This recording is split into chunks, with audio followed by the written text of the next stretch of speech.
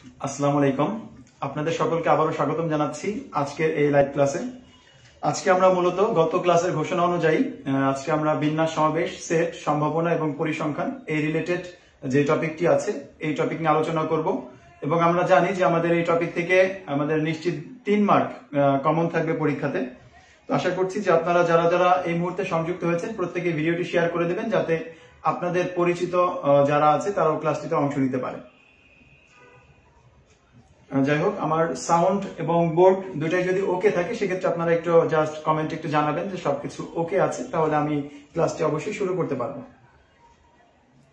আচ্ছা, অনেকেই সংযুক্ত হয়েছেন ক্লাসটিতে।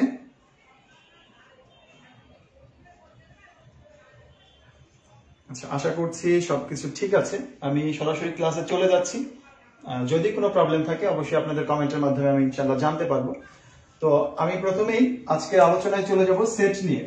আজকে আমি আবারও বলে রাখি যে আজকে আমরা সেট, বিন্যাস, সমাবেশ, সম্ভাবনা, পরিসংখ্যান ইত্যাদি যে টপিকগুলো আছে এই টপিকগুলো নিয়ে আলোচনা করব। এবং আপনারা সকলেই জানেন যে এই টপিকগুলো থেকে একদম সর্বনিম্ন হলেও 3 মার্ক আমাদের কমন থাকবে। অর্থাৎ আগামী শুক্রবারে যে আমাদের পরীক্ষা বিসিএস 41তম বিসিএস পরীক্ষাটি হবে, আমরা আশা করতেই পারি এই টপিক থেকে আজকে হয়তো যে অঙ্কগুলো করাবো হুবহু অঙ্ক কমন না থাকলেও হয়তো এই নিয়মের মধ্যেই আমাদের অঙ্কগুলো কমন থাকবে ইনশাআল্লাহ। তো যাই হোক, আমি আর কথা দীর্ঘায়িত করছি না, সরাসরি আমরা অঙ্কের সমাধানে চলে যাচ্ছি। তো প্রথম খুব সহজ একটা প্রশ্ন নিয়ে শুরু করছি। সেটের একটি প্রশ্ন। এ হচ্ছে একটি সেট যার উপাদান হচ্ছে 2, 3, 4 এবং বি একটা সেট যার উপাদান হচ্ছে 5, 7। জানতে চাওয়া হচ্ছে এ ইন্টারসেকশন বি এর মান কত। এ ইন্টারসেকশন বি এর মান কত হবে। তো আমি আপনাদেরকে অপশনগুলো দিয়ে দিচ্ছি।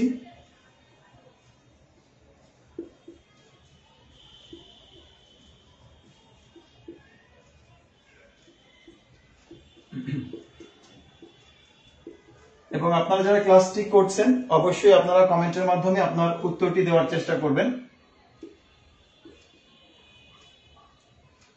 এই 4টি উত্তরের মধ্যে একটি সঠিক উত্তর রয়েছে। আপনারা প্রত্যেকেই আশা করছি যে সঠিক উত্তরটি কমেন্টের মাধ্যমে জানাবেন।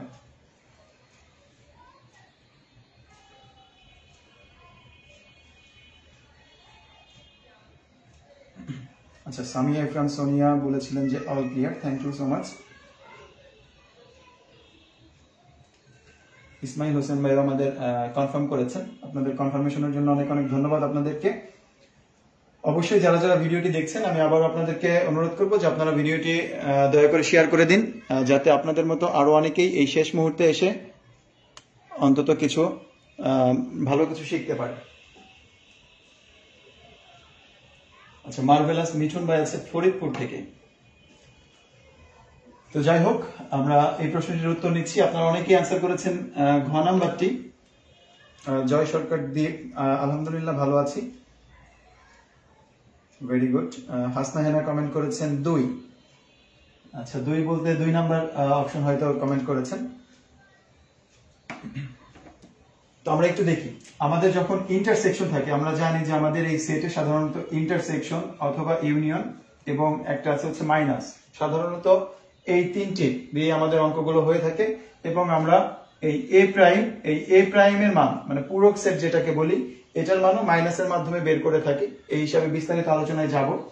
তার আগে আমরা দেখি যে এখানে যেহেতু ইন্টারসেকশন আছে, ইন্টারসেকশনের আর একটা নাম হচ্ছে এবং, ইউনিয়ন বলতে আমরা বুঝি হচ্ছে অথবা, আর এটা হচ্ছে বাদ সেট, আর এটা হচ্ছে পূরক সেট। অর্থাৎ এই সেটটি আমাদের বাদ দিয়ে, সার্বিক সেট থেকে এই সেটটি বাদ দিয়ে বাকি যে উপাদানগুলো থাকবে ওই উপাদানগুলো নিয়ে গঠিত সেট। তো এবং মানে হচ্ছে কমন, অর্থাৎ এই ইন্টারসেকশন থাকলে আমরা শুধুমাত্র কমন এলিমেন্ট যেগুলো আছে এই কমন উপাদানগুলো নিয়ে যে সেটটি গঠিত হবে এটি হবে আমাদের সেট উত্তর। তো যদি কখনো কোনো উপাদান কমন না থাকে দুটি সেটের মধ্যে সেক্ষেত্রে আমাদের অ্যান্সার হবে ফাঁকা সেট। এই সেট দুটির মধ্যে আমাদের প্রথম সেট উপাদান সংখ্যা আছে 2, 3, 4, দ্বিতীয় সেট হচ্ছে 5, 7। যেহেতু কোনো কমন সংখ্যা নেই সুতরাং এক্ষেত্রে আমাদের অপশন হবে হচ্ছে ফাঁকা সেট। তো ফাঁকা সেটটিকে আমরা 2 পদ্ধতিতে লিখতে পারি। আমরা একটু নিচে দেখাচ্ছি। একটা হচ্ছে গ্রিক অক্ষর ওরি এর মাধ্যমে, বা 2টি সেকেন্ড ব্র্যাকেট, মাঝে কোনো উপাদান থাকবে না। তো সেক্ষেত্রে আমাদের অপশন ঘ নাম্বারটি সঠিক এবং এই বাকি অপশনগুলোতে আমাদের এই সেটগুলোকে ফাঁকা সেট নির্দেশ করে না, যার কারণে এগুলো উত্তর নিচ্ছি না।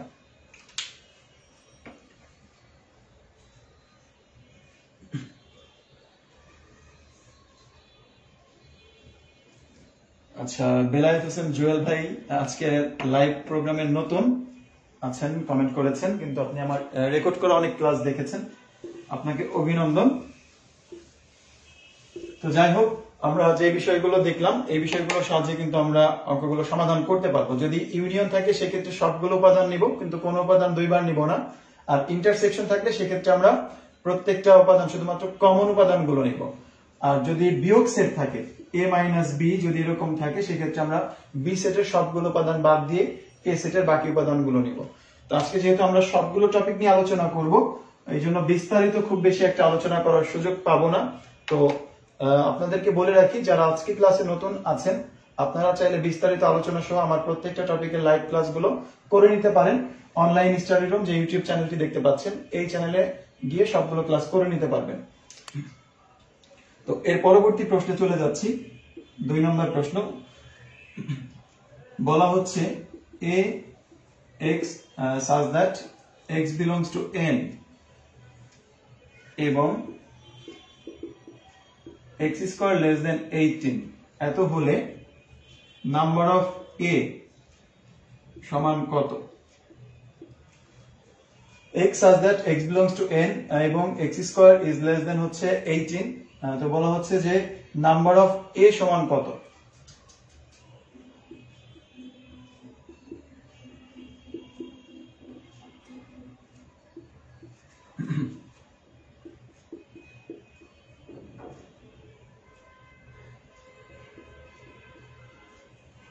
আমি 4টা অপশন দিয়ে দিয়েছি আপনাদের উদ্দেশ্যে।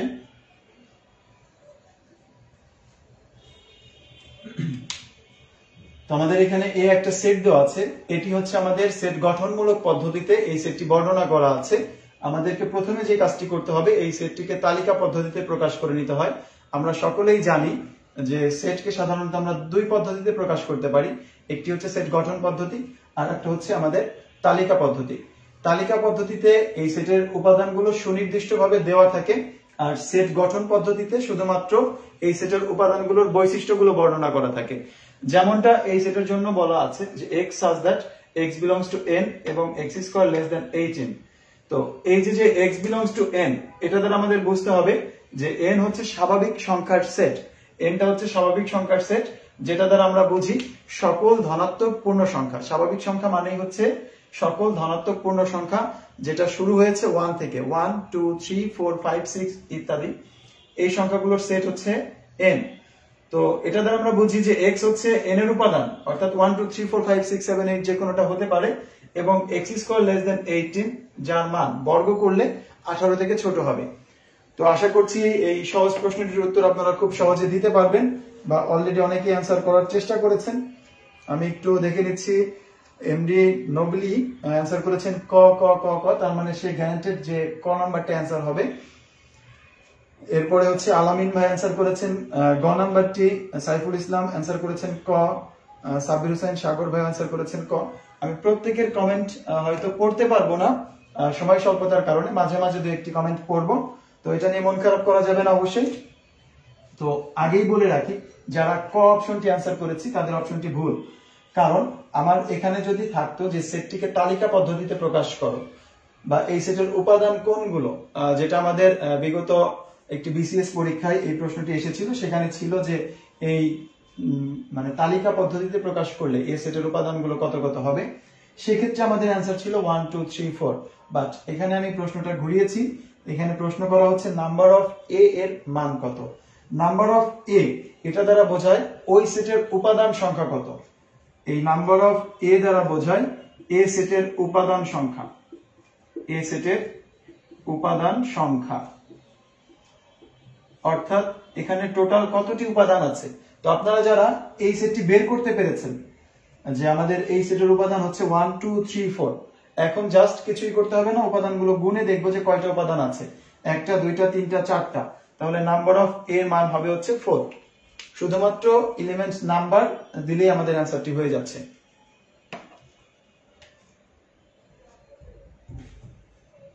আচ্ছা, এটা দুঃখ দেওয়ার কিছু নেই। নবলি ভাইকে বলছি যে আপনি হয়তো নতুন কিছু একটা শিখতে পারলেন। এই প্রশ্নটি যদি আমাদের প্রশ্নে এসে আসতো, কি বলে, বিসিএস এ বা যে কোনো একটা পরীক্ষাতে যদি চলে আসতো, সেক্ষেত্রে হয়তো আপনি অ্যান্সারটি ভুল করে আসতেন। তো এক্ষেত্রে আমাদের অ্যান্সারটি হবে হচ্ছে 4।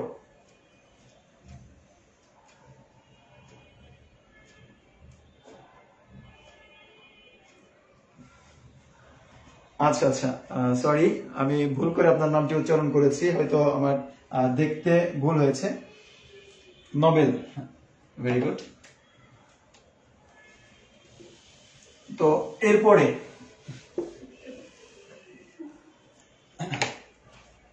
আমরা পরবর্তী প্রশ্নে চলে যাচ্ছি। 3 নম্বর প্রশ্ন, একই রকম একটা প্রশ্ন দিচ্ছি আপনাদের জন্য। দেখি, আশা করছি যে এই প্রশ্নটার উত্তর আপনারা প্রত্যেকেই করতে পারবেন। এ একটা সেট যার উপাদান হচ্ছে এক্স মৌলিক সংখ্যা। আমরা সকলেই হয়তো মৌলিক সংখ্যা সম্পর্কে জানি বিস্তারিত, যে কোন সংখ্যাগুলো মৌলিক সংখ্যা। এক্স হচ্ছে মৌলিক সংখ্যা এবং x is less than 5, less than equal to 5। বলা হচ্ছে যে এ এর, আমরা অবশ্যই প্রশ্নটা মনোযোগ সহকারে দেখব যে আমাদের মূল প্রশ্নটা কি। এ এর প্রকৃত উপসেট কতটি? এ এর প্রকৃত উপসেট কতটি? কমন যে প্রশ্নগুলো, যে সেটটাকে তালিকা পদ্ধতিতে নির্ণয় করা, এগুলো আমরা তো প্র্যাকটিস অবশ্যই করেছি। এখন এই শেষ মুহূর্তে এসে প্রশ্নগুলো কিভাবে ঘুরিয়ে আসতে পারে, আমি চেষ্টা করছি আজকের এই ক্লাসটিতে এই প্রশ্নগুলোই আপনাদের সামনে তুলে ধরার জন্য, যাতে পরীক্ষার হলে গিয়ে আমাদের কাছে একদম নতুন না মনে হয়।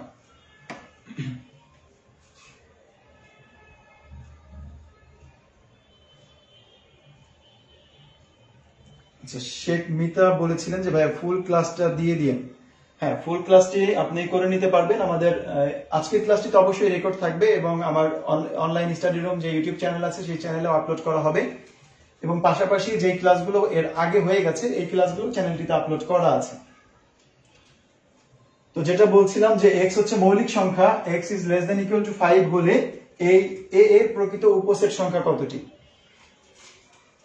তো আমি অপশন দিচ্ছি না, আপনাদের কাছ থেকে সরাসরি অ্যান্সারটি নিয়ে নিচ্ছি। একটা অ্যান্সার এসেছে 7টি, এরপরে অ্যান্সার এসেছে 8টি, আবারও অ্যান্সার এসেছে 7টি। আমি চাই যে আপনারা প্রত্যেকেই অ্যান্সার গুলো করার চেষ্টা করবেন, যতজন ক্লাস করছেন। ভেরি গুড, অনেকে সঠিক উত্তরটি দিয়েছেন। তো আমাদের এই উপসেট এবং প্রকৃত উপসেট এই দুইটার মধ্যে কারো কারো একটু বিভ্রান্তি রয়েছে, যে আমাদের হয়তো আমরা পার্থক্য করতে পারি না যে কোনটি প্রকৃত উপসেট এবং কোনটি হচ্ছে উপসেট। তো উপসেট একটা সেটের যতগুলো উপাদান আছে তার থেকে যদি আমি কয়েকটি উপাদান নিয়ে নতুন আর একটা সেট গঠন করি, সেটি হয়ে যাবে আমাদের একটা উপসেট। আবার সবগুলো উপাদান নিয়ে আর একটা সেট গঠন করলে সেই সেটটিও মূল সেটের একটি উপসেট হবে। একই রকম ভাবে আমরা যদি কোনো উপাদান নাও নিই, অর্থাৎ ফাঁকা সেট, এই ফাঁকা সেটটিও ওই সেটের একটি উপসেট হবে। এখন আসি, তাহলে প্রকৃত উপসেট কোনটি হবে না, বা কোনটি হবে হচ্ছে প্রকৃত উপসেট? যদি আমরা সবগুলো উপাদান নেই সেই সেটটি আমাদের প্রকৃত উপসেট হবে না। আর সবগুলো উপাদান না নিয়ে কমপক্ষে একটা উপাদানও যদি কম নেই, সেক্ষেত্রে আমাদের সেটটি প্রকৃত উপসেট হয়ে যাবে। অর্থাৎ প্রকৃত উপসেটে অবশ্যই মূল সেট অপেক্ষা একটা উপাদান কম থাকবে, কমপক্ষে। এর থেকে বেশি কমও থাকতে পারে। এবং আপনাদের উদ্দেশ্যে আরো বলে রাখি, এই ফাঁকা সেট যে কোনো সেটের একটি প্রকৃত উপসেট। ফাঁকা সেট যে কোনো সেটের একটি প্রকৃত উপসেট, শুধু উপসেট নয়, এটি অবশ্যই প্রকৃত উপসেট হবে। আচ্ছা, আশা করছি যে প্রকৃত উপসেট সম্পর্কে আপনাদের ধারণাটা ক্লিয়ার হয়েছে। এখন কোন একটা সেটে ঠিক যতগুলো উপাদান থাকবে তার উপসেট সংখ্যা হবে, ধরে নিলাম যে এ এর উপাদান, এই এ সেটের উপাদান হচ্ছে n, এ সেটের উপাদান n সংখ্যক, তাহলে এ এর উপসেট হবে, এ এর উপসেট হবে 2 টু দি পাওয়ার n। আমাকে একটা একটা করে বের করে দেখতে হবে না, সরাসরি সূত্রের মধ্যে বসিয়ে দিলেই হবে। আর এ এর প্রকৃত উপসেট হবে একটি কম, প্রকৃত উপসেট এই উপসেট সংখ্যা থেকে একটা কম, 2 to the power n minus 1। এখন এই মৌলিক সংখ্যা এবং হচ্ছে 5 এর থেকে ছোট বা 5 এর সমান এমন সংখ্যা আছে হচ্ছে 2, 3, 5। তার মানে উপাদান হচ্ছে 3টি। যদি আমাদের প্রশ্ন হতো যে উপসেট কতটি, আমরা অ্যান্সার করতাম 2 টু দি পাওয়ার 3, দ্যাটস 8টি। আর যেহেতু আছে প্রকৃত উপসেট, তাহলে হবে 8 মাইনাস 1, তাহলে আমাদের आंसर পাবো 7টি। আশা করি আপনারা সম্পূর্ণ ক্লিয়ার হয়েছেন। যাদের এই বিষয়টাতে কিছুটা কনফিউশন ছিল, এরপরও যদি আপনাদের যে কোনো ধরনের প্রশ্ন বা প্রবলেম থেকে থাকে তাহলে অবশ্যই আপনারা কমেন্টের মাধ্যমে জানান, আমি চেষ্টা করব আপনাদের বুঝিয়ে দেওয়ার জন্য। আচ্ছা, সামিরা ইফরান সোনিয়া বলেছেন যে আপনি বুঝছেন না। ঠিক আছে, আমি আপনাকে আরো একবার একটু চেষ্টা করছি বুঝিয়ে দেওয়ার জন্য। ধরে নিলাম যে আমাদের একটা সেট এর উপাদান হচ্ছে এ বি সি, একটা সেট, তাহলে উপসেট গুলো কত হবে? এখানে সংখ্যা হচ্ছে 3টি, তাহলে উপসেট হবে 2 টু দি পাওয়ার 3টি, অর্থাৎ 8টি। আর প্রকৃত উপসেট হবে একটি কম, অর্থাৎ 7টি। খুব সহজভাবে মনে রাখতে পারবেন। শুধুমাত্র উপাদানগুলো যদি আমরা নির্দিষ্ট করতে পারি যে এই সেটের উপাদান তালিকা পদ্ধতিতে গিয়ে এতটি, তাহলে আমরা প্রকৃত উপসেট সংখ্যা নির্ণয় করতে পারবো, আবার উপসেট সংখ্যাও নির্ণয় করতে পারবো। আশা করি ক্লিয়ার হয়েছেন।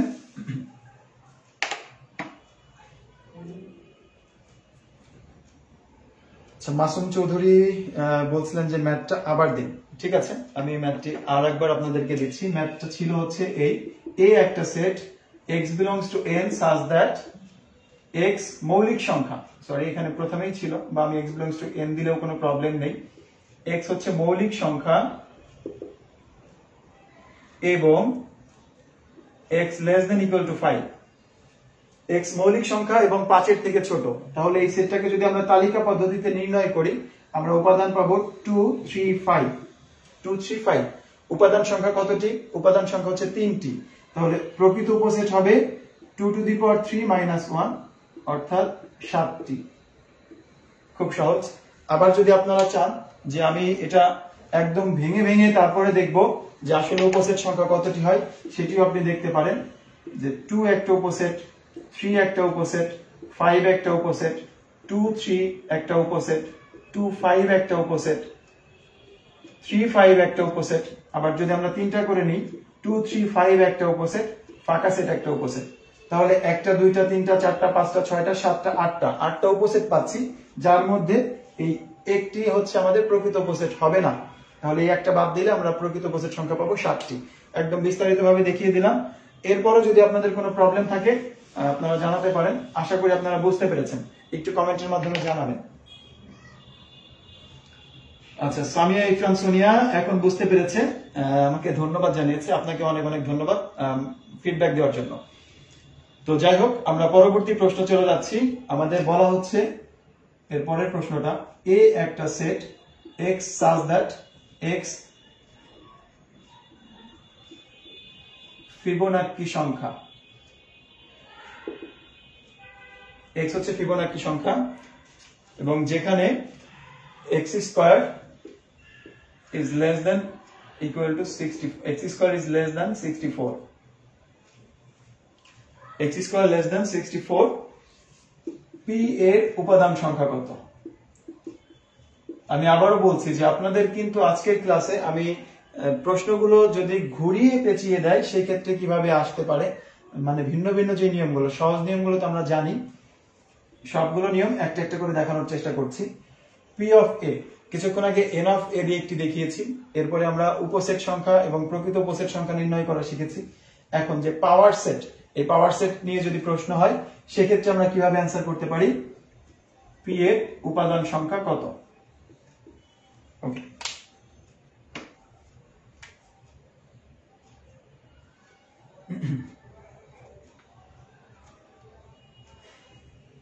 তো আশা করছি আপনারা খুব দ্রুত অ্যান্সার গুলো করবেন অবশ্যই।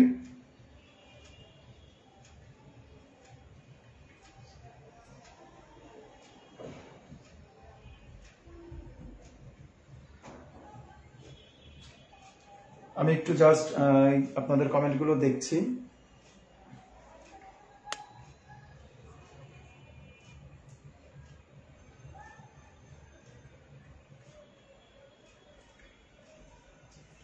আচ্ছা, হেলাল হাসান শ্রাবণ ভাই অ্যান্সার করেছেন যে বুঝেছি স্যার। হাসনা হেনা ক্লিয়ার না, আসলে বোর্ড ক্লিয়ার না। আচ্ছা, ঠিক হয়ে যাবে ইনশাল্লাহ।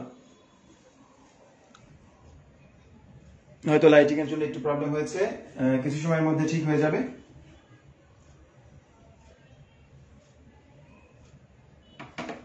তো আমি প্রশ্নটি আপনাদের উদ্দেশ্যে আরো একবার বলে দিচ্ছি। x such that x Fibonacci সংখ্যা x স্কয়ার লেস দেন 64, যেখানে p এর উপাদান সংখ্যা কত, এই প্রশ্নটি আমাদের কাছে জানতে চাচ্ছে। তো আমরা যদি এই ফিবোনাকি সংখ্যা সম্পর্কে যাদের ধারণা আছে, আমরা সকলেই জানি যে ফিবোনাকি সংখ্যাগুলো হচ্ছে 0, 1, এরপরে 0 আর 1 এর পর হচ্ছে 2, এরপর 2 আর 1 যদি আমরা যোগ করি সংখ্যা পাবো হচ্ছে 3, 3 আর 2 যোগ করলে নাম্বার হবে হচ্ছে 5, 5 আর 3 যোগ করলে 8, 8 5 যোগ করলে 13, অর্থাৎ এই সংখ্যাগুলো হচ্ছে আমাদের ফিবোনাকি সিরিজের সংখ্যাগুলো। এখন এখানে আছে যে আমাদের p অফ a এর উপাদান সংখ্যা কত, তার আগে তো আমাদের a এর মানটা বের করে নিতে হবে। তো বলা হচ্ছে যে x স্কয়ার লেস দেন 64, তো 8 কে যদি আমরা স্কয়ার করি 8 8 64, অর্থাৎ এই মানটা 64 সমান হয়ে যাবে। এই মানটা আমরা নিতে পারবো না, তাহলে নিতে হবে কি এর আগের সংখ্যাগুলো, কতগুলো আছে, একটা দুইটা তিনটা চারটা পাঁচটা, অর্থাৎ এই 0 1 2 3 5, এই সংখ্যাগুলো হবে হচ্ছে আমাদের এই সেটের উপাদান। কতটি সংখ্যা আসছে, টোটাল 5টা। এখন আমরা জানি p অফ a মানে পাওয়ার সেট, ওই a সেটের যতগুলো উপসেট আছে সবগুলো উপসেট নিয়ে যেই সেটটি গঠিত ওই সেটটিকে বলা হয় পাওয়ার সেট। তো এখানে যেহেতু 5টা উপাদান আছে, এই সেটের মানে উপসেট সংখ্যা কত হবে, উপসেট সংখ্যা হবে 2 টু দি পাওয়ার n, অর্থাৎ 2 to the power 5। 2 to the পাওয়ার 5 এর মান কত, 2 টু দি পাওয়ার 4 হচ্ছে 16 আর 5 এর মান হচ্ছে 32, অর্থাৎ এই সেটের উপাদান সংখ্যা হবে বা এই p অফ a এর উপাদান সংখ্যা হবে 32টি।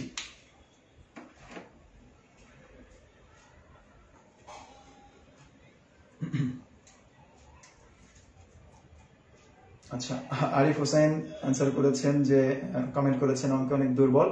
আসলে অঙ্কে আমরা কেউই দুর্বল না, আমরা এটাকে একটু মানে নিজে থেকেই মনে করি যে অঙ্কে আমি দুর্বল।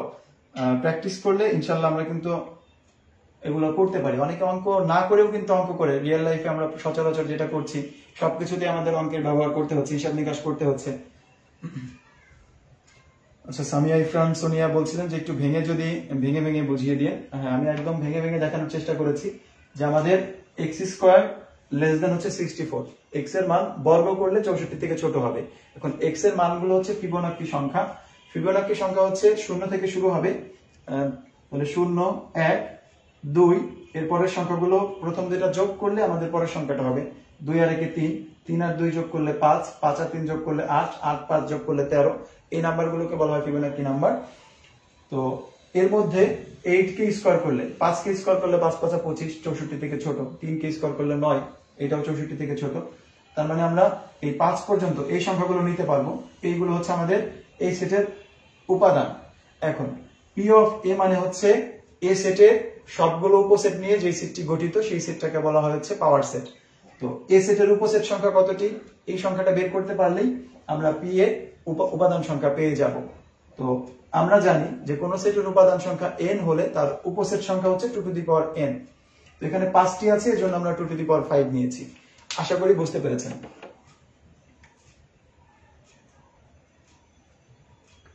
আচ্ছা, এর উপসেট হলে কি হতো, হ্যাঁ এর উপসেট হলেও আমাদের অ্যান্সার হতো 32টি। আর যদি বলা হতো যে এর প্রকৃত উপসেটের সংখ্যা কতটি, তাহলে আমাদের অ্যান্সার হতো হচ্ছে 31টি, এক কম। তো যাই হোক, আমরা এর পরবর্তী অঙ্কে চলে যাচ্ছি, কারণ একটা অঙ্ক নিয়ে এত বেশি দেরি করলে আমরা সবগুলো টপিক নিয়ে আলোচনা করতে পারবো না। আমি আগেই বলেছি যে আজকে আমরা বিন্যাস, সমাবেশ, সম্ভাবনার মতো গুরুত্বপূর্ণ টপিকগুলো আলোচনা করব এবং গুরুত্বপূর্ণ অঙ্কগুলো সমাধান করব। তো এরপরে আমাদের সেট থেকে আরো যে অঙ্কগুলো আসে, এরকম একটি অঙ্ক নিচ্ছি। 50 জন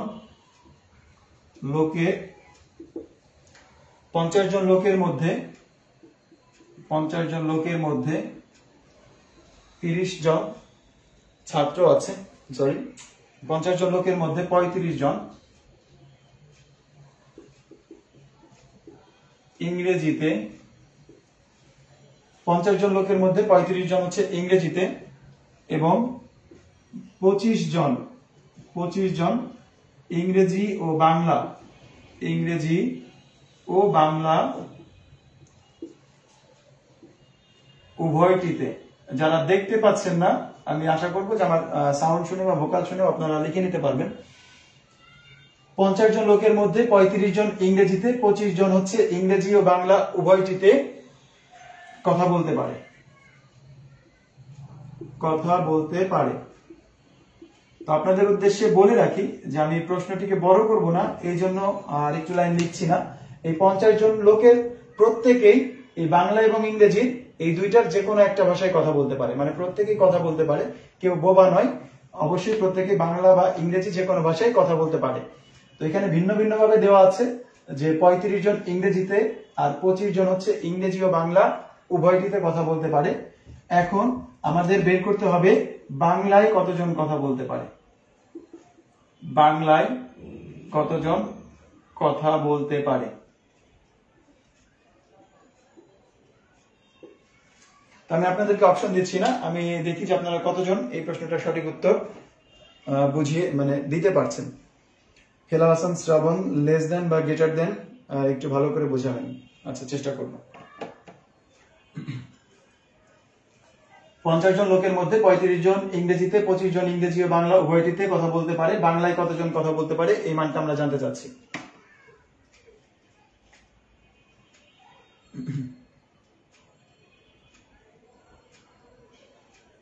আচ্ছা, একটা অ্যান্সার আসছে, মুক্তা শিকদার অ্যান্সার করেছেন 10।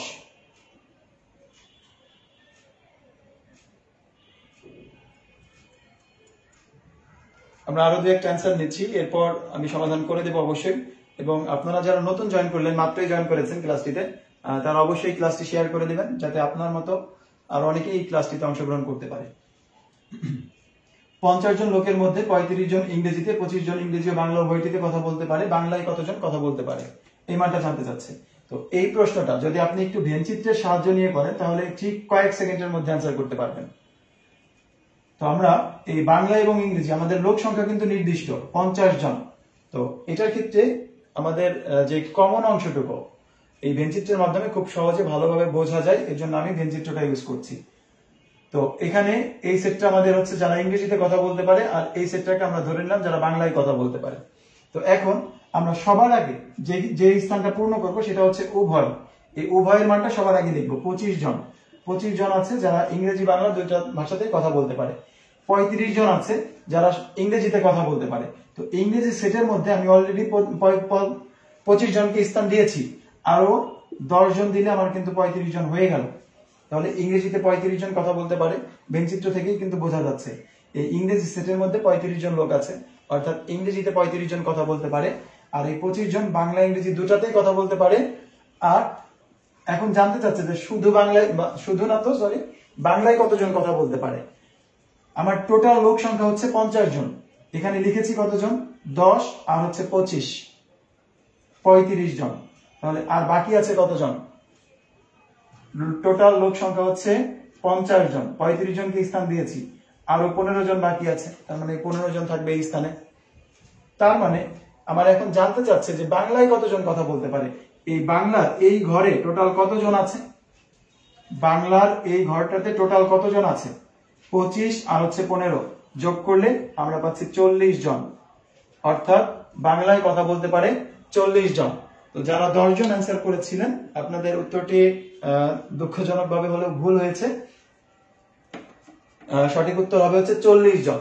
ওকে, তো এই ভেনচিত্রের মাধ্যমে সমাধান করলে আরো একটা সুবিধা আছে। সুবিধা হচ্ছে এই, আমার প্রশ্নটা যদি এমন থাকতো যে শুধুমাত্র বাংলায় কতজন কথা বলতে পারে, অর্থাৎ বাংলায় কথা বলতে পারে 40 জন, কিন্তু জানতে চাওয়া হচ্ছে শুধুমাত্র বাংলায়, যারা ইংরেজিতেও বলতে পারে তাদেরকে আমরা কাউন্ট করব না, সেক্ষেত্রে আমার অ্যান্সার হতো 15 জন।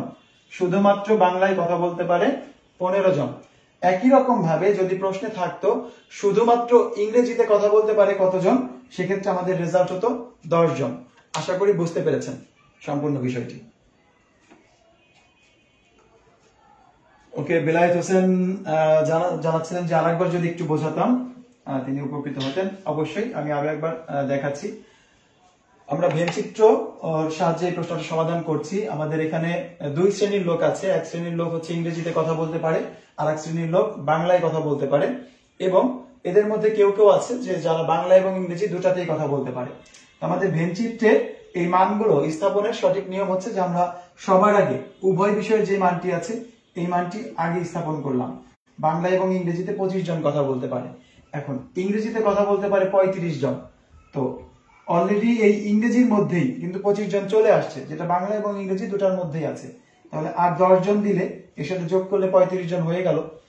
টোটাল লোক সংখ্যা হচ্ছে 50 জন, অর্থাৎ এই দুই সেটের মধ্যে 50 জনের অতিরিক্ত হতে পারবে না, আবার কমও হতে পারবে না। আমি অলরেডি 35 জনকে স্থান দিয়েছি, আরো বাকি আছে 15 জন, তাহলে টোটাল 50 জন হয়ে গেল। এখন জানতে চাচ্ছে বাংলায় কতজন কথা বলে। বাংলার এই সেটের মধ্যে আছে 25 আর 15, 25 আর 15 যোগ করলে রেজাল্ট হয়ে যাবে 40 জন, অর্থাৎ বাংলায় কথা বলতে পারবে 40 জন। আশা করি আনোয়ার হোসেন এবং বেলায়েত হোসেন জুয়েল ভাই আপনারা বুঝতে পেরেছেন, একটু কমেন্টের মাধ্যমে জানাবেন আপনারা। আমরা সিমিলার আরো একটা প্রশ্ন নিচ্ছি। একটি ক্লাসে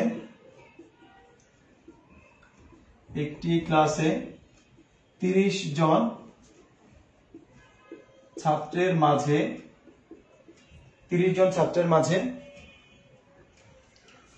18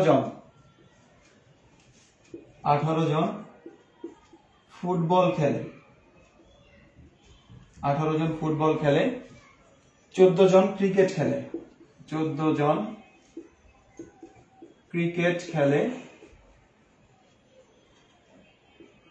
5 জন কিছুই খেলে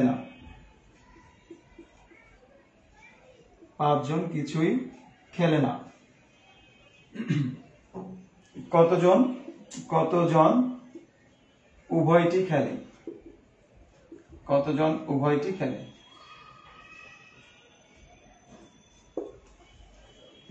তো একটি ক্লাসে 30 জন ছাত্রের মাঝে 18 জন ফুটবল খেলে, 14 জন ক্রিকেট খেলে এবং 15 জন কিছুই খেলে না, কতজন উভয়টি খেলে?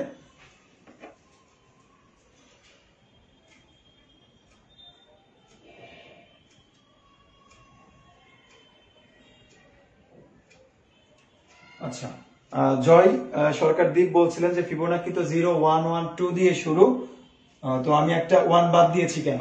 আমরা যখন সেটের এলিমেন্ট গুলা লিখি, সেটের এলিমেন্ট গুলার মধ্যে কোনো সংখ্যা যদি একাধিকবার থাকে আমরা ওই সংখ্যাটিকে একবার নিয়ে থাকি। যখন আমরা কোনো সেটের উপাদান সংখ্যা ধরে নিলাম যে এখানে 1 1 2 3, তো এই যে সংখ্যাগুলো, এই 1টাকে আমরা দুইবার লিখবো না। সেটের উপাদান সবসময় একটা সংখ্যা একাধিকবার থাকলে সেটাকে আমরা একবারই লিখবো। এটা যখন আমরা ইউনিয়ন সেট করি সেক্ষেত্রে যদি আমাদের একই উপাদান বারবার থাকে আমরা ওই উপাদানটাকে শুধুমাত্র একবারই লিখবো। আশা করি বুঝতে পেরেছেন।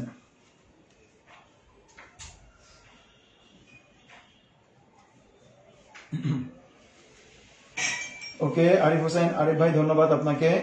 রাইহান তৌফিক অ্যান্সার করেছেন 83, আর হচ্ছে মুক্তা শিকদার অ্যান্সার করেছেন 7 জন। তো আমরা একটু দেখি এই প্রশ্নটার অ্যান্সার কত হবে। আমি কিন্তু ভেবেছিলাম যে আপনারা প্রত্যেকেই এই প্রশ্নটার অ্যান্সার করতে পারবেন, এটা খুব সহজ একটা প্রশ্ন ছিল, আগের প্রশ্নের মতোই। আপনারা এখানেও চাইলে ভেনচিত্রের সাহায্য নিয়ে করতে পারেন। তো আমরা একটু চলে যাচ্ছি। 30 জন ছাত্রের মাঝে 18 জন ফুটবল খেলে, 14 জন ক্রিকেট খেলে। আমরা আলোচনা করছি যে মানে খেলাধুলা নিয়ে। তো এখানে বলা হচ্ছে যে 5 জন কিছুই খেলে না। যেহেতু আমি এখানে খেলোয়াড়দের নামের লিস্ট করছি কতজন উভয় খেলে, তো যেই 5 জন খেলে না এই 5 জনকে তো আমাদের অবশ্যই তালিকার মধ্যে রাখবো না। তালিকার মধ্যে না রাখলে আমার প্রথমেই এই 5 জনকে 30 জন থেকে বাদ দিয়ে দিলে থাকবে আর 25 জন। অর্থাৎ আমরা এখন হিসাব করব এই 25 জন নিয়ে। তো 25 জন নিয়ে যদি আমরা হিসাব করি তো দেখেন আমি এই সেটের মধ্যে 18 জনকে দিলাম, এই সেটের মধ্যে 14 জনকে দিলাম, হয়ে গেল কতজন? 18 আর 14 হচ্ছে 32 জন। কিন্তু আমার লোক সংখ্যা হচ্ছে 25 জন যারা খেলোয়াড়। তাহলে আমি কি ভুল করেছি? এখানে এমন কয়েকজন আছে যাদেরকে আমি এই সেটের মধ্যেও নিয়েছি আবার এই সেটের মধ্যেও নিয়েছি। যে আমরা একটা তালিকা করলাম বা দুইটা তালিকা করলাম আলাদা আলাদা, কিন্তু এই নামগুলো দুইটা তালিকাতেই আছে। তাহলে এমন সংখ্যা কতজন আছে? 18 আর 14 হয়ে গেছে 32 জন, কিন্তু আমার লোক হওয়ার কথা ছিল কতজন? 25 জন। তো এই 32 থেকে যদি 25 জন বিয়োগ করে দেই আমরা পাবো 7 জন। এই 7 জন আছে যাদেরকে আমরা দুইটা তালিকাতে হিসাব করেছি। অর্থাৎ এই 7 জন হচ্ছে আমাদের কমন। 7 জন কমন হলে আমাদের যে বাকি 11 জন এখানে আর 7 জন হচ্ছে এখানে। এখন আমি যদি হিসাব মিলিয়ে দিই তাহলে কিন্তু আমাদের ক্যালকুলেশনটা মিলে যাচ্ছে। 11 আর 7 18 জন হচ্ছে আমাদের ফুটবল খেলে, 7 আর 7 14 জন ক্রিকেট খেলে, আর 11 7 আর 7 যোগ করলে হবে 25। এই 25 জন কোনো না কোনো খেলা খেলে। ওকে, যেখানে 5 জন অতিরিক্ত আছে যারা কোনো খেলা খেলে না, ওই 5 জনকে যুক্ত করলে হয়ে যাবে 30 জন। ভেরি গুড, অনেকেই অ্যান্সার করেছেন 7। দু একটা অ্যান্সার একটু ভুল হয়েছে। হাসনাহেনার অ্যান্সারটা ভুল হয়েছে 2। আশা করছি যে তোমাদের অ্যান্সার কিন্তু ভুল হওয়ার কথা না। বলে রাখি, ও হচ্ছে আমার স্টুডেন্ট, ক্লাস করছে, ক্লাস 10 এর স্টুডেন্ট অনেকেই আছেন যারা ক্লাস করে। কারণ এই সেট এবং সম্ভাবনা এই টপিকগুলো আমাদের বিসিএস এর জন্য যেমন ইম্পর্টেন্ট, তেমনি আমাদের একাডেমিক যে পড়ালেখাগুলো আছে এখানে অনেক গুরুত্বপূর্ণ। আচ্ছা, এরপরে আমরা পরবর্তী ম্যাথটাতে চলে যাচ্ছি। আমার মনে হয় যে আমাদের সেটের যে টাইপের প্রশ্নগুলো আসে, আমি কিন্তু সবগুলো দেখিয়েছি, এই টাইপের প্রশ্নগুলোতে আপনাদের আর কোনো প্রবলেম হবে না। এরপরও যদি আপনাদের কাছে মনে হয় আপনারা কমেন্টে জানাতে পারেন, আমি শেষের দিকে আরো 2-1টা প্রশ্ন আপনাদেরকে দিব প্র্যাকটিস করার জন্য। তো আমরা এখন চলে যাব সম্ভাবনা, আলোচনা করব সম্ভাবনা নিয়ে। তো আপনাদের উদ্দেশ্যে প্রথম প্রশ্নটা হচ্ছে সম্ভাবনার সর্বোচ্চ মান কত? সম্ভাবনার সর্বোচ্চ মান কত?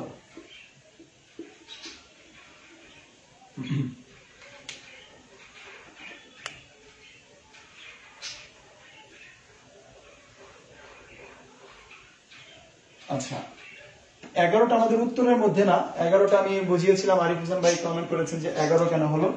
এটা হচ্ছে আমরা যে 7 জন কমন, 2টা খেলাই খেলে 7 জন। আগের প্রশ্ন চলে গেলাম আবার আপনার প্রশ্নের জন্য। আর ফুটবল খেলে হচ্ছে 18 জন। এই টোটাল সেটটাই হচ্ছে ফুটবলের সেট, মানে যারা ফুটবল খেলে তাদের নাম। তো 7 জন তো আমি এই ফুটবলের মধ্যেই লিখেছি, আর বাকি 11 জন সাইডে লিখলাম। একই রকম ভাবে 14 জন আছে যারা হচ্ছে ক্রিকেট খেলে, 7 জনকে তো আগেই লিখেছি, আর বাকি থাকবে 7 জন। এই জন্য 11 এবং 7 হলো। আশা করছি বুঝতে পেরেছেন। তো সম্ভাবনার সর্বোচ্চ মান কত? একটা অ্যান্সার আসছে 1, এরপরে অ্যান্সার দিয়েছেন অসীম। তো আমি বলে দিচ্ছি সম্ভাবনার সর্বোচ্চ মান হচ্ছে 1। সম্ভাবনার সর্বোচ্চ মান 1 বা 100% বা 100%। আমরা যদি শতকরার মান থাকতে পারে বা উত্তর চাইতে পারে, সেক্ষেত্রে আমরা অবশ্যই শতকরার সাহায্যে উত্তরটি বের করার চেষ্টা করব। সম্ভাবনার সর্বোচ্চ মান 1 বা 100%। সম্ভাবনার সর্বনিম্ন মান কত? সর্বনিম্ন মান। আচ্ছা, আমি আপনাদেরকে অ্যান্সার দিই, মানে একটু হেল্প করি। 0 অপেক্ষা বড়,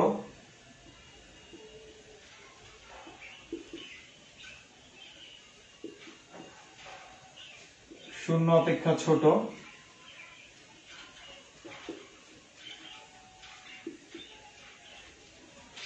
গ নম্বর অপশনটি হচ্ছে 0, আর ঘ নম্বর অপশনটি হচ্ছে অসীম। সম্ভাবনার সর্বনিম্ন মান কত হবে? 0 অপেক্ষা বড়, 0 অপেক্ষা ছোট, 0 এবং অসীম।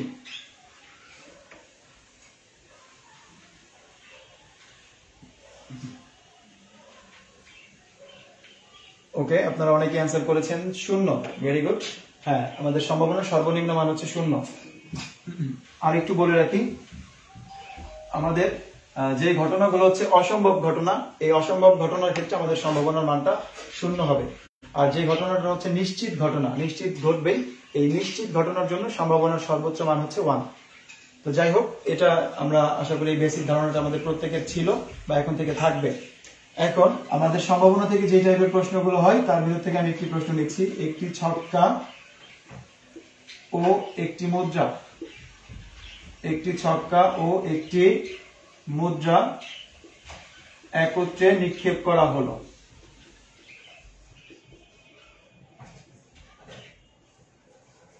একটি ছক্কা ও একটি মুদ্রা একত্রে নিক্ষেপ করা হলো। তো বলা হচ্ছে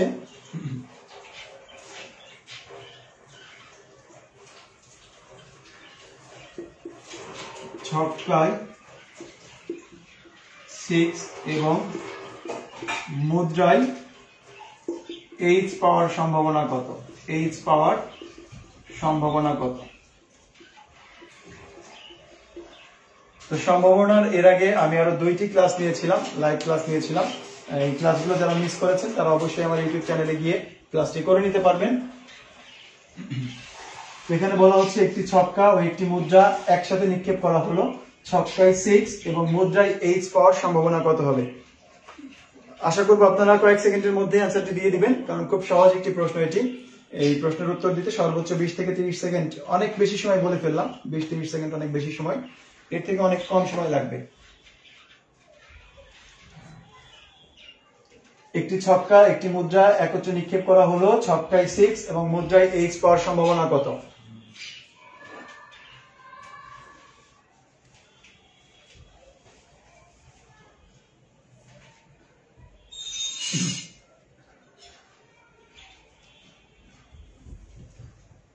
আচ্ছা, আরিফ হোসেন, আরিফ ভাই অ্যান্সার করেছেন 1/12, আর একটা অ্যান্সার করেছেন হচ্ছে বিলায়েত ভাই 6,2। আমি আপনার উত্তরটি বুঝতে পারিনি, আপনি কাইন্ডলি আরেকবার একটু উত্তর দেওয়ার চেষ্টা করবেন। মিজানুর রহমান মিজান ভাই অ্যান্সার করেছেন 1/6। আচ্ছা, দেখি আরো দু একজন একটু অ্যান্সার করবেন আপনারা, আর আমি ততক্ষণে একটু বোঝানোর চেষ্টা করি আপনাদেরকে যে একটি ছক্কা আর একটি মুদ্রা একসাথে নিক্ষেপ করলে আমাদের যে সম্ভাবনার মান বের করতে হবে। সম্ভাবনার সূত্র হচ্ছে সম্ভাবনা ইকুয়াল টু হচ্ছে উপরে হচ্ছে অনুকূল ফলাফল, অনুকূল ফলাফল, আর নিচে হচ্ছে মোট ফলাফল, মোট ফলাফল। তো আমরা যারা এই অনুকূল ফলাফল সম্পর্কে ধারণা নেই তাদের উদ্দেশ্যে বলি, এই অনুকূল ফলাফল হলো আমাদের প্রশ্নে যে মানটা জানতে চাইবে এটাই হচ্ছে আমাদের অনুকূল ফলাফল। যেমন ছক্কায় 6 আর মুদ্রায় 8, অর্থাৎ এই 6/8 এটি হচ্ছে আমাদের একটি অনুকূল ফলাফল। ওকে, তো এরকম ঘটনা কতটি ঘটতে পারে সেই সংখ্যাটা হবে হচ্ছে আমাদের অনুকূল ফলাফলের মান। আর মোট ফলাফল বলতে একটা ছক্কা আর একটা মুদ্রা নিক্ষেপ করলে আমরা কতগুলো ঘটনা পেতে পারি সেটা হচ্ছে আমাদের মোট ফলাফল।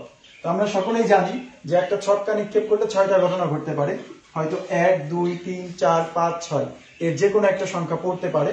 আর একটা মুদ্রা নিক্ষেপ করলে 2টি ঘটনা ঘটতে পারে, হয় একটা এইচ অথবা একটা টি। তো দুইটাকে যখন আমরা একসাথে নিক্ষেপ করব তখন আমাদের 6 দুগুণা 12টি ঘটনা ঘটতে পারবে। তার মানে মোট ফলাফল হচ্ছে 12 নিচে। আর 6/8 এই ঘটনাটা হচ্ছে একটা মাত্র ঘটনা, এই 12টি ঘটনার মধ্যে একটা মাত্র ঘটনা হচ্ছে 6/8। তো যারা একদমই সম্ভাবনার ক্ষেত্রে নতুন, আমি আপনাদেরকে বলবো আপনারা অবশ্যই ক্লাসগুলো করে নেবেন।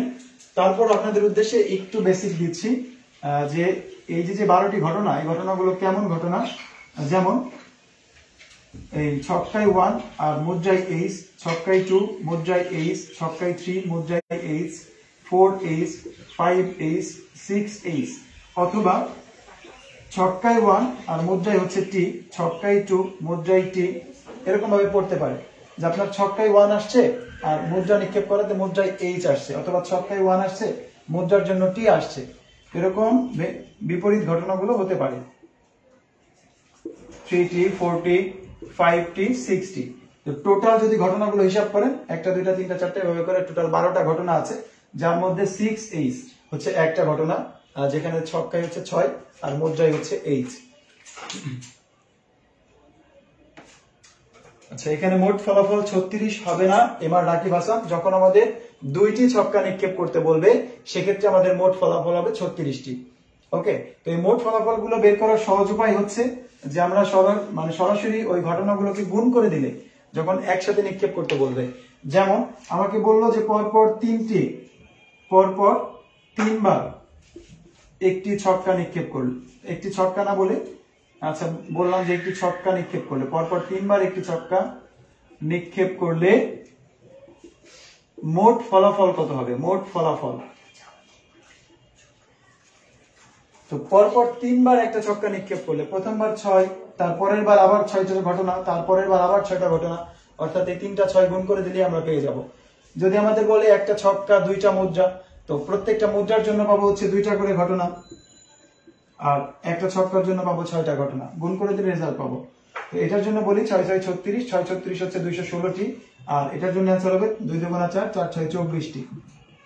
ওকে, তো এভাবে করে আমরা মোট ঘটনাগুলো বের করতে পারি।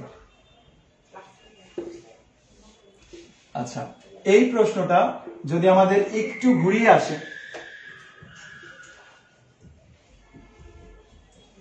বললো যে ছক্কায় জোড় সংখ্যা, একটু ঘুরিয়ে বললো যে ছক্কায় জোড় সংখ্যা এবং মুদ্রায় এইচ পাওয়ার সম্ভাবনা কত, তো সেক্ষেত্রে আমাদের টোটাল ফলাফল কত হবে, মানে সম্ভাবনার মান কত হবে।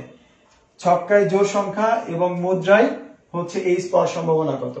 তো এক্ষেত্রেও আমাদের কিন্তু মোট ফলাফল হবে 12টি, মোট ফলাফল 12টি, শুধুমাত্র চেঞ্জ হয়ে যাবে অনুকূল ফলাফল। তো জোড় সংখ্যা আর এইচ, জোড় সংখ্যা আছে 3টি, 2 4 6, তো 2 এর সাথে একবার এইচ আসতে পারে, 4 এর সাথে এইচ আসতে পারে, 6 এর সাথে এইচ আসতে পারে, অর্থাৎ এখানে মান আসবে অনুকূল ফলাফল তখন 3টি। তো রেজাল্ট হয়ে যাবে 1/4 কাটাকাটি করলে। যদি এটাকে শতকরায় মান চাই তখন আমরা কিভাবে বের করব, শতকরায় চাইলে আমরা এটাকে 100% দিয়ে গুণ করে দিয়ে কাটাকাটি করে দেব, রেজাল্ট হয়ে যাবে 25%। তো যেভাবেই আসুক আমরা আশা করি যে এই অঙ্কগুলো সমাধান করতে পারবো। হ্যাঁ, টি পাওয়ার সম্ভাবনা বললেও সেম রেজাল্ট হতো, যেখানে যদি এইচ এর পরিবর্তে টি এর কথা থাকতো সেক্ষেত্রে আমাদের একই ফলাফল আসবে।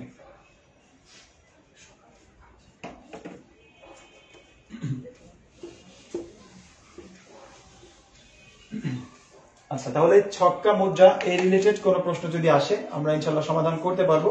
আমি একটু ভিন্ন টাইপে চলে যাচ্ছি। তাহলে এর পরবর্তী সংখ্যাটা হচ্ছে 30 থেকে 40 পর্যন্ত, 30 থেকে 40 পর্যন্ত সংখ্যাগুলো থেকে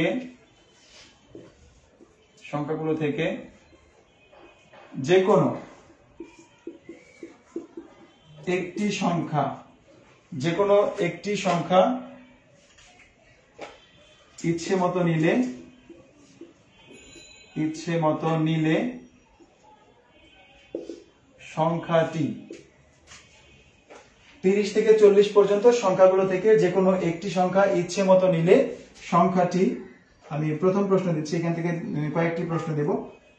1 নম্বর প্রশ্নটি দিচ্ছি আপনাদের জন্য। একটি সংখ্যা ইচ্ছে মতো নিলে সংখ্যাটি মৌলিক সংখ্যা হওয়ার সম্ভাবনা কত? মৌলিক সংখ্যা হওয়ার সম্ভাবনা কত? 30 থেকে 40 পর্যন্ত এই সংখ্যাগুলো থেকে আপনি যদি যে কোনো একটি সংখ্যা ইচ্ছে মতো নেন তো সেক্ষেত্রে আপনার সংখ্যাটি মৌলিক হওয়ার সম্ভাবনা কত?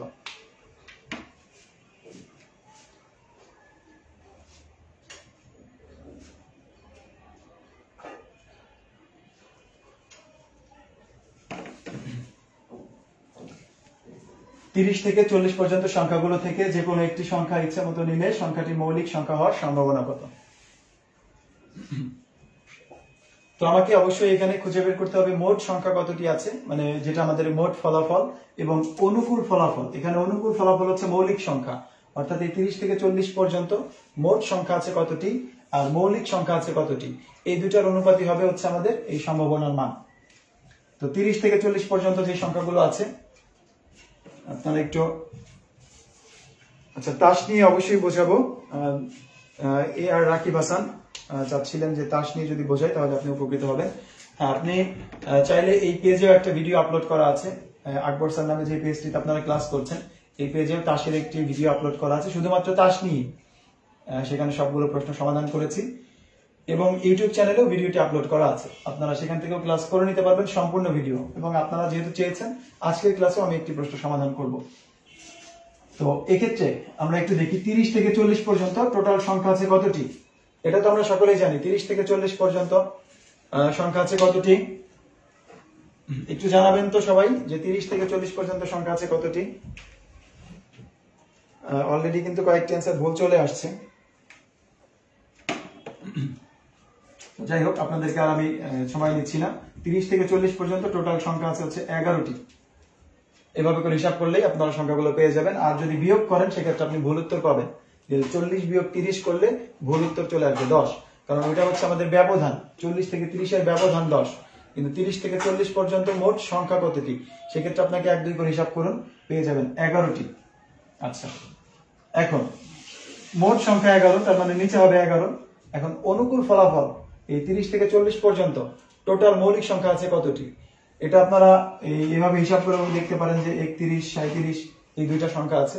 আবার আপনাদের মৌলিক সংখ্যার জন্য একটা কমন সূত্র দিয়ে দিয়েছিলাম যে ডিডি বিবিসি বিবিসি বিএ, অর্থাৎ এই প্রথম 1 থেকে 10 পর্যন্ত 4টা, 10 থেকে 20 পর্যন্ত আছে 4টা, 20 থেকে 30 পর্যন্ত আছে 2টা, আর 30 থেকে 40 পর্যন্ত সংখ্যা আছে 2টা।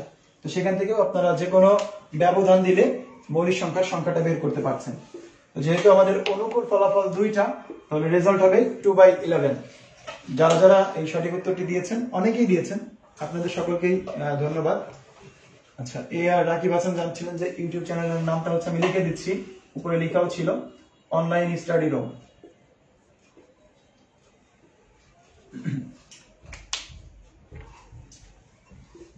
ওকে, তো এরপরের প্রশ্নটা আমি আপনাদেরকে দিচ্ছি যে ধরে নেন যে 30 থেকে 40 পর্যন্ত সংখ্যাগুলো থেকে যে কোনো একটি সংখ্যা ইচ্ছে মতো নিলে সংখ্যাটি মৌলিক অথবা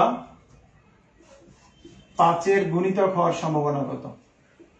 5-এর গুণিতক হওয়ার সম্ভাবনা কত?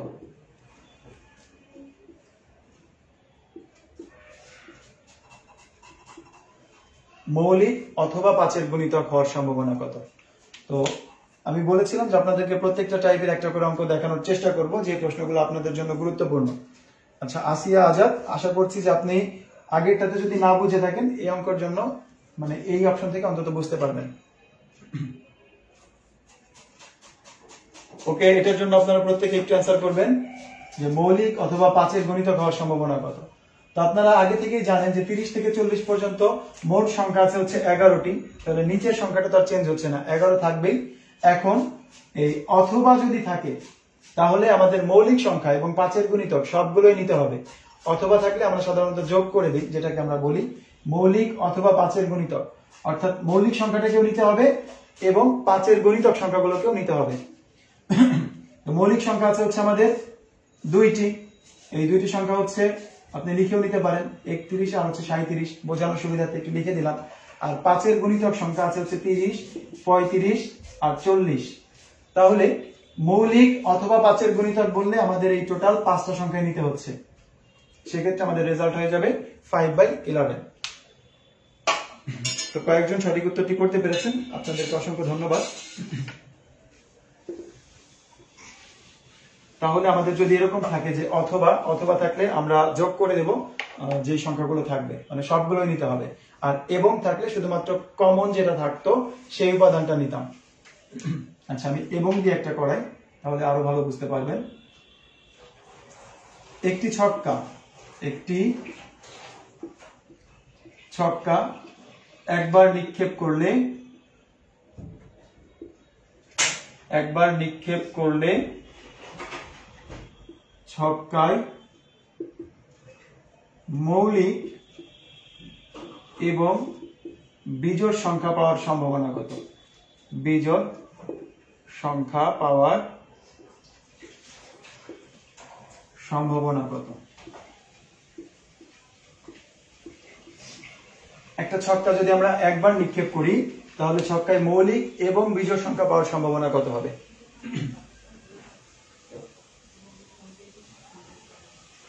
হ্যাঁ, 30টা ধরতে হবে। বলা আছে যে 30 থেকে 40 পর্যন্ত, 30 থেকে 40 পর্যন্ত, মানে এই 30 এবং 40 এই দুইটা সহ, ঠিক আছে?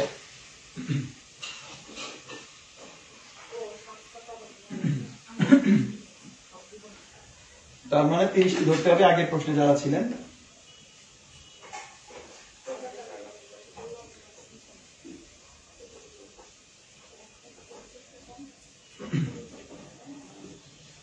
আরিফ হোসেন, আপাতত অফলাইনে কোনো ক্লাস করাচ্ছি না, যেহেতু করোনাকালীন সময়ে এখন আমাদের শিক্ষা প্রতিষ্ঠানগুলো বন্ধ রয়েছে এবং কোচিং সেন্টারগুলো বন্ধ রয়েছে, যার কারণে আমরা অনলাইনে শেখাচ্ছি।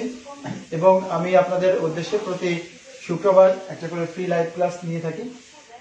যেমন গতকালকে লাইভ ক্লাসে ঘোষণা ছিল যে এই 41তম বিসিএস এর আগ পর্যন্ত আপনাদের আরো 2-3টা ক্লাস নিব, এই জন্য আজকে রাতেও লাইভে আসছি। ইনশাল্লাহ আগামীকাল আপনাদের সাথে আবার দেখা হবে এবং এই ক্লাসগুলো আপনাদের জন্য সম্পূর্ণ ফ্রি। এটি আমি করোনার শুরু থেকে গত বছরের এপ্রিল মাস থেকে আমি এই লাইভ ক্লাসগুলো নিচ্ছি। এখন পর্যন্ত শুধুমাত্র আপনাদের উদ্দেশ্যে আমি প্রায় 55 থেকে 60টি লাইভ ক্লাস নিয়েছি, একদম সম্পূর্ণ ফ্রি। এবং সবগুলো লাইভ ক্লাস আপনাদের জন্য এই ইউটিউব চ্যানেলে আপলোড করা আছে, আপনারা চাইলে ক্লাসগুলো করে নিতে পারবেন।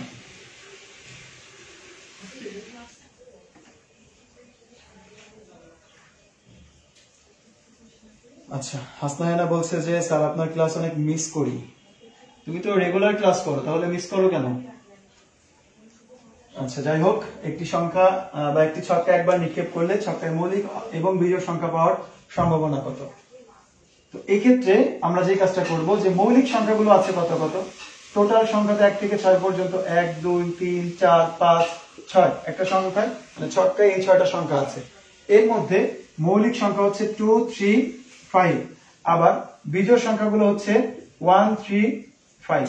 তো এখন যেহেতু এবং আছে, এবং মানে আমাদেরকে শুধুমাত্র কমন গুলো নিতে হবে। তো এই দুটার মধ্যে কমন আছে হচ্ছে 3 5, অর্থাৎ এই 3 5 মৌলিক এবং বিজোড় দুইটাই। এই জন্য আমাদের রেজাল্ট হবে উপরে 2 নিচে 6, অর্থাৎ 1/3। রেজাল্ট হবে 1/3।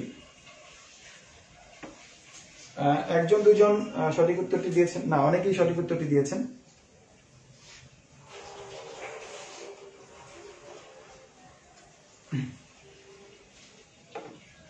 শঙ্কর দত্ত জানাচ্ছিলেন যে কোচিং ক্লাস নেই কিনা। হ্যাঁ, আমি অনেকদিন ধরেই আপনাদের এই বিসিএস সংক্রান্ত, ব্যাংক জব সংক্রান্ত কোচিং এ ক্লাস নিচ্ছি।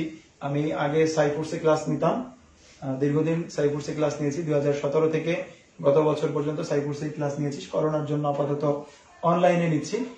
এবং এখন আপনারা সকলেই জানেন যে সুপরিচিত আমাদের যে মার্চ ফরওয়ার্ড, এই মার্চ ফরওয়ার্ডে ক্লাস নিচ্ছি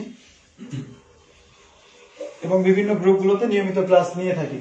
তো যাই হোক, একটি ছক্কা একবার নিক্ষেপ করলে আমরা এই প্রশ্নটার উত্তর পেয়ে গেলাম। এরপরে আমরা পরবর্তী প্রশ্নে চলে যাচ্ছি।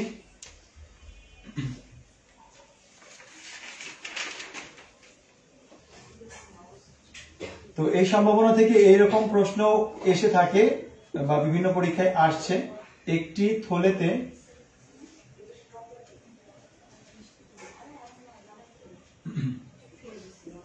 একটি থলিতে 6টি নীল, একটি থলিতে 6টি নীল, 8টি সাদা,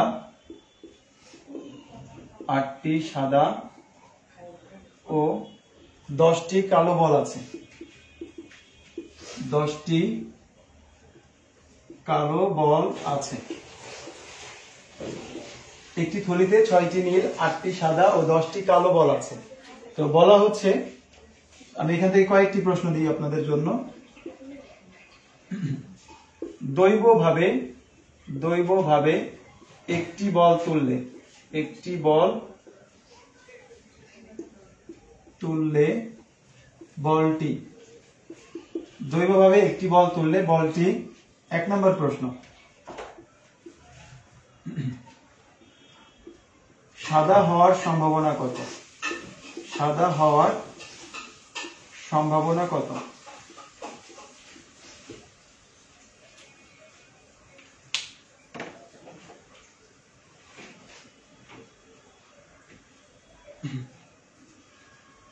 হ্যাঁ, ব্যাংক ম্যাথের কোর্স এখনো করাই এবং খুব শীঘ্রই এই 41তম বিসিএস পরীক্ষার শেষ হওয়ার পরপরই আমরা ব্যাংক জবের নতুন একটা ব্যাচ শুরু করব ইনশাল্লাহ।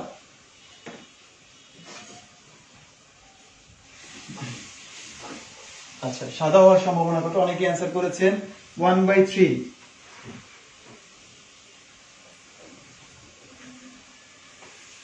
একটি থলিতে 6টি নীল, 8টি সাদা এবং 10টি কালো বল আছে। দৈবভাবে একটি বল তুললে বলটি সাদা হওয়ার সম্ভাবনা কত? আচ্ছা, আসিয়া জানতে চাচ্ছিলেন যে প্রায় অনলাইনে কোনো ব্যাচ আছে কিনা। এই মুহূর্তে আমরা 41তম বিসিএস এর যে ব্যাচগুলো শুরু করেছিলাম সেই ব্যাচগুলো শেষ হয়ে গিয়েছে। আমরা 41তম বিসিএস এর পরবর্তীতে 43তম বিসিএস এর জন্য নতুন ব্যাচ শুরু করব। তো আপনারা চাইলে যোগাযোগ করতে পারেন।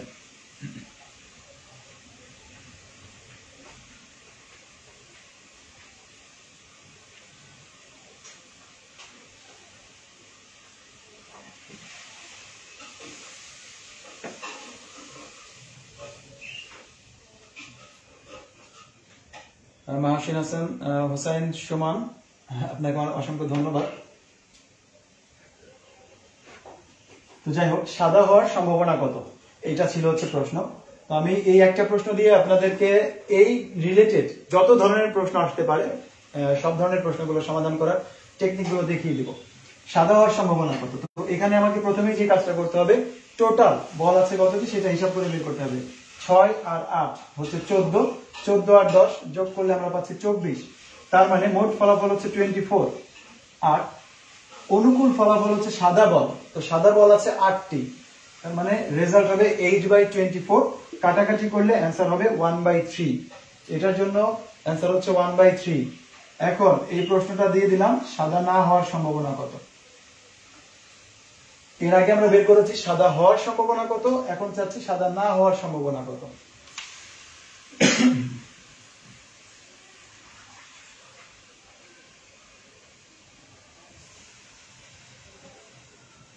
হ্যাঁ, আমি আপনাদেরকে ঘুরিয়ে ফিরিয়ে সবগুলো দেখানোর চেষ্টা করছি।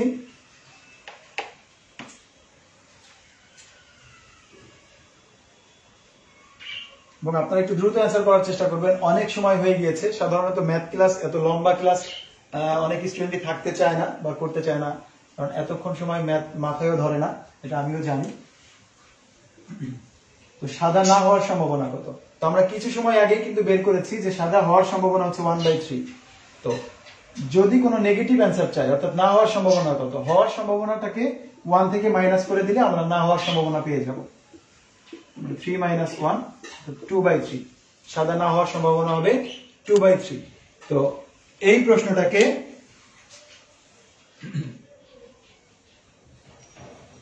প্রশ্নটাকে আমরা ইচ্ছা করলে ভিন্নভাবেও সমাধান করতে পারি। কিভাবে সমাধান করতে পারি, এটা হচ্ছে একটা নিয়ম যে আমরা কি কাজ করেছি, যে যেই ফলাফলটা সাদা হওয়ার সম্ভাবনা ছিল ওই ফলাফলটাকে 1 থেকে মাইনাস করে দিয়েছি। আর এখন যেটা করব, আমরা যদি এই টোটাল বল থেকে সাদা বলগুলোই বাদ দিয়ে দিই, অর্থাৎ যে 24টা বল ছিল এই 24টা থেকে 8টা বল বিয়োগ করে দিলে আমরা তাহলে সাদা বল তো আর পাওয়ার কোনো সম্ভাবনাই থাকলো না। আছে হচ্ছে 16টি বল, যার মধ্যে কোনো সাদা বল নেই। সেক্ষেত্রে রেজাল্ট হবে কত, 16/24। কাটাকাটি করলে অ্যান্সার হবে আমাদের 2/3। 8 দিয়ে কেটে দিতে পারি, 8 2 16, 3 8 24। এখন এই প্রশ্নটা যদি এটা না আসে, যদি এরকম আসতো,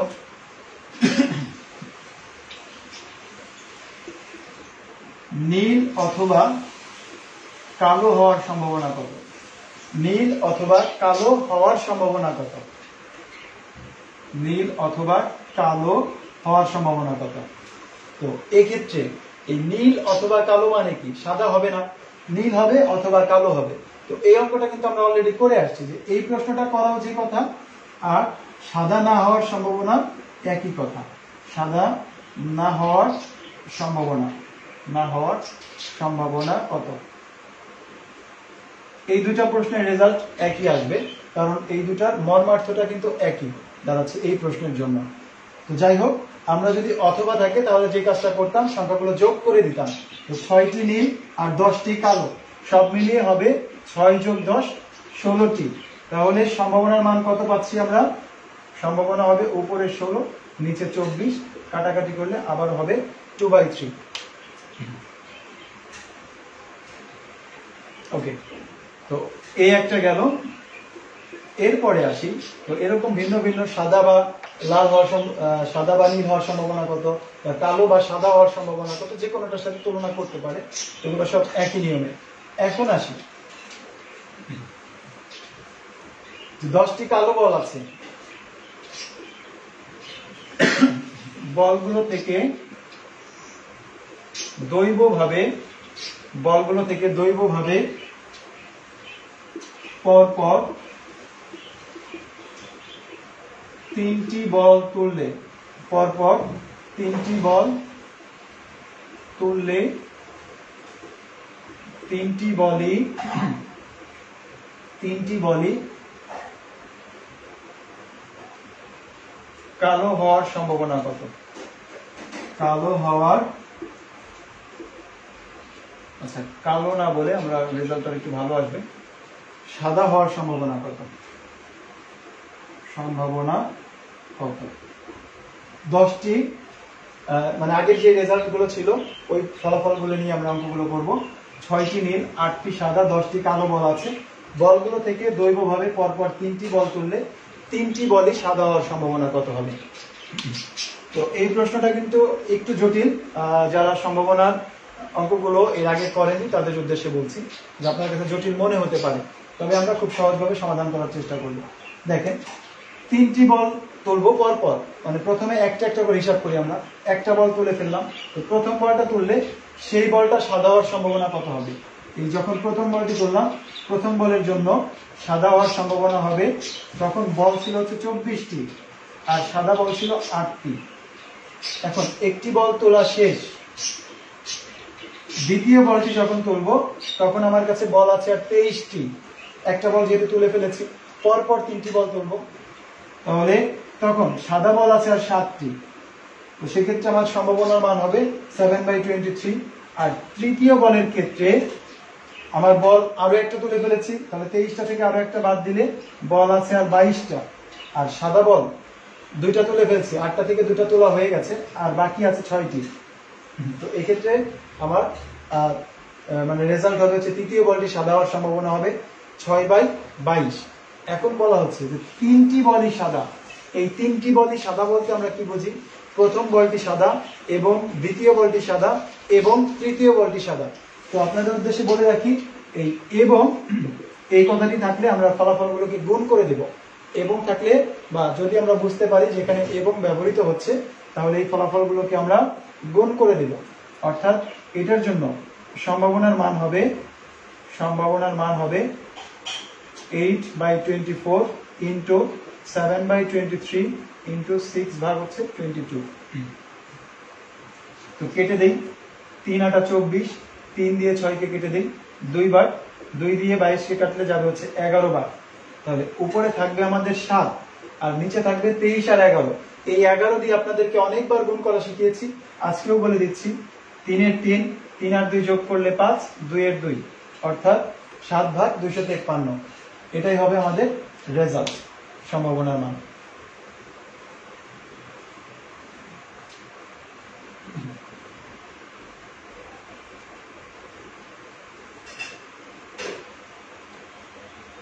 তো আমি জানি যে আপনারা কিন্তু দীর্ঘ সময় ধরে ক্লাসটি করছেন, অনেকেই ক্লাসটি করছেন, কিন্তু আপনাদেরকে আমি যে রিকোয়েস্ট করেছিলাম আপনারা এখনো সেটি করেননি। আমি বলেছিলাম ক্লাসটি শেয়ার করে দেওয়ার জন্য, যাতে আরো অনেকেই যারা হয়তো আমার প্রোফাইলের সন্ধান জানে না তারাও কিন্তু এই ক্লাসটি করে নিতে পারতাম আপনাদের সহযোগিতায়। তো এরকম আসতে পারে, তার মানে এবং থাকলে আমরা এই কাজটা করব। আচ্ছা, গুণ করলাম কেন? আরেকবার, যদি এবং কথাটা আমাদের প্রকাশ পায় তাহলে অবশ্যই গুণ করব। ধরে নিলাম যে আমরা বলগুলো থেকে, আমি আরো একটা প্রশ্ন দিয়ে আপনাদেরকে বোঝানোর চেষ্টা করছি। বলগুলো থেকে দৈবভাবে 2টি বল, আচ্ছা, বলগুলো থেকে দৈবভাবে পরপর 2টি বল তোলা হলো, পরপর 2টি বল তোলা হলো। প্রথম বলটি নীল এবং দ্বিতীয়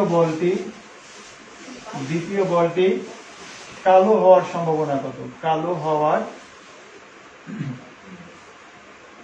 সম্ভাবনা কত?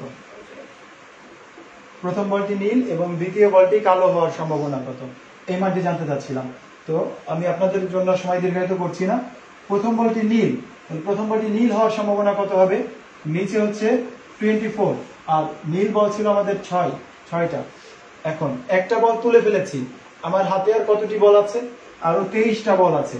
এই 23টা বল থেকে দ্বিতীয় বলটি তুলবো, বলা হচ্ছে দ্বিতীয় বলটি হবে হচ্ছে কালো, তাহলে কালো বল আছে 10টি। এখন যেহেতু আমাদের এখানে বলা আছে এবং হলেই আমরা কি করব? এই মান দুটোকে গুণ করে দেব। গুণ করলে আমরা আমাদের ফলাফল পেয়ে গেলাম 4 6 24। আমরা 2 দিয়ে কেটে দিতে পারি, 2 দুগুণা 4 আর 5 দুগুণা হচ্ছে 10, উপরে 5 নিচে হবে 46। তো রেজাল্ট হবে 5/46। আশা করছি বুঝতে পেরেছেন।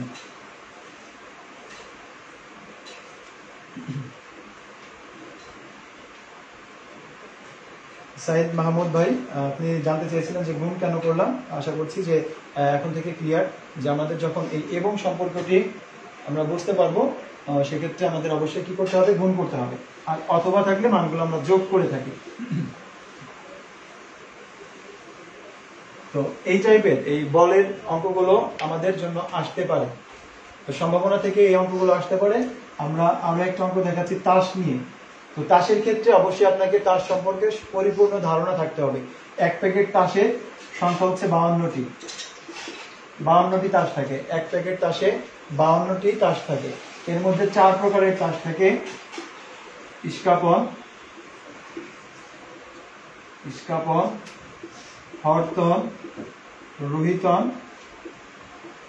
আর হচ্ছে চিরা। একদম আপনারা যাতে সহজে চিনতে পারেন, আপনারা যেই নামের তাসগুলোকে ডাকেন আমি সেই নামগুলো লিখে দিয়েছি: ইস্কাপন, হরতন, রোহিতন এবং চিরা। এই ইস্কাপনের 13টি কার্ড থাকে, হরতনের 13টি, রোহিতনের 13টি এবং চিরার 13টি কার্ড আছে। এর প্রত্যেকের মধ্যে একটা টিক্কা আছে, একটা টেক্কা। এই হরতনের মধ্যে একটা টেক্কা আছে, এটার মধ্যে একটা টেক্কা আছে এবং চিরার মধ্যেও একটা টেক্কা আছে। তো এর মধ্যে যদি প্রশ্ন হয় যে 52 এই যে এক প্যাকেট যে তাস, এই তাসের ভিতর থেকে আমরা একটা তাস দৈবভাবে নিলাম, এই তাসটি ইস্কাপনের টেক্কা পাওয়ার সম্ভাবনা কত? তো আমাদের অনুকূল ঘটনা, মোট ঘটনা তো সবসময় 52টি, যেহেতু আমাদের টোটাল তাস হচ্ছে 52। এখন বলা হচ্ছে যে তাসটি ইস্কাপনের টেক্কা হওয়ার সম্ভাবনা কত? ইস্কাপনের টেক্কা হচ্ছে একটা, তাহলে 1/12, 1/52। যদি বলে যে আমাদের এই তাসটি ইস্কাপন হওয়ার সম্ভাবনা কত? ইস্কাপনের তাস আছে হচ্ছে 13টি, তো সেক্ষেত্রে আমাদের সম্ভাবনার মান হতো 13/52। আচ্ছা, যদি বলে যে আমাদের টেক্কা পাওয়ার সম্ভাবনা কত, একটা তাস পেলাম, তাসটি টেক্কা পাওয়ার সম্ভাবনা কত, তাহলে টোটাল টেক্কা আছে হচ্ছে 4টা, তো সেক্ষেত্রে রেজাল্ট হয়ে যেত 4/52। কাটাকাটি গেলে অবশ্যই আমরা কাটাকাটি করে এরপরে রেজাল্ট দেবো। তো এভাবে করে আমরা এই তাসের অঙ্কগুলো করতে পারি। এই তাসের যত ধরনের প্রশ্ন হতে পারে সবগুলো প্রশ্ন নিয়ে একটা ভিডিও আপলোড করা আছে। আমি আপনাদের উদ্দেশ্যে আজকেই আবার ভিডিওটি আমার পেজে বা আমার যে গ্রুপটিতে ক্লাস নিয়ে আমি এই গ্রুপে শেয়ার করে দেবো। আপনারা অবশ্যই ক্লাসটি করে নিতে পারবেন সেখান থেকে, এবং ইউটিউব চ্যানেল থেকেও করে নিতে পারছেন। তো আজকে যেহেতু অনেক দেরি হয়ে গেছে, ক্লাস টাইম অনেক বেশি হয়ে গেল, তো এই কারণে আমরা আজকে আর বিন্যাস সমাবেশ নিয়ে আলোচনা করব না বা ক্লাসটি দীর্ঘায়িত করছি না। আপনারা অবশ্যই আগামীকাল ক্লাসে অংশগ্রহণ করবেন। আগামীকাল আমরা বিন্যাস সমাবেশ সহ অন্যান্য যে গুরুত্বপূর্ণ টপিকগুলো আছে সেই টপিকগুলো নিয়ে আলোচনা করব। তো সবাই ভালো থাকবেন, সুস্থ থাকবেন, এবং আপনাদের সকলের জন্য শুভকামনা থাকলো। আজ এ পর্যন্তই। শুভরাত্রি।